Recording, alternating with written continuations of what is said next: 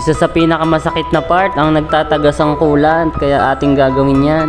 So ngayong araw nga ay napakaganda ng panahon, pero ang aking itsura ay hindi maipinta dahil sa iniisip kong problema sa aking motor, kahit sino naman.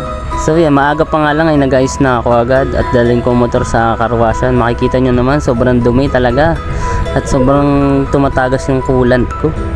So sabi ng kapatid ko, ano lang daw yan, overflow, kasi laging ginagamit.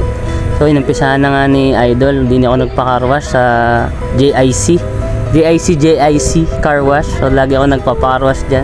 Kitang kita nyo naman na nililinis ng maayos at linis na linis ang motor. So maya pa nga lang tapos na agad ito, inaano na agad, ida-dry na agad. So yan, tapos na. So syempre bago tayo umuwi, dumaan muna tayo dito sa favorite kong bilihan ng milk tea.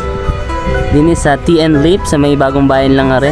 Papasalubong ko rin sa aking misis at favorite niya kasi yung milk tea din sa lagi kong binibilan din lang rin sa Bagong Bayan. Ayan, inaantay ko lang yung aking nagbayad lang ako dyan ng 39 pesos para sa isang milk tea, pero yung ngiti ng misis mo ay talagang iba na dahil sa 39 pesos na milk tea.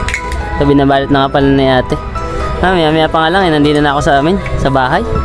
Ari na, makikita nyo naman ang ngiti ng iyong may bahay. Kitang-kita nyo naman ang kanyang ngiti. So yun lang mga kalawit, ride safe, keep safe, at yun ang pinaka-importante dahil every time na babiyahe tayo, may nag-aantay sa ating pag-uwi.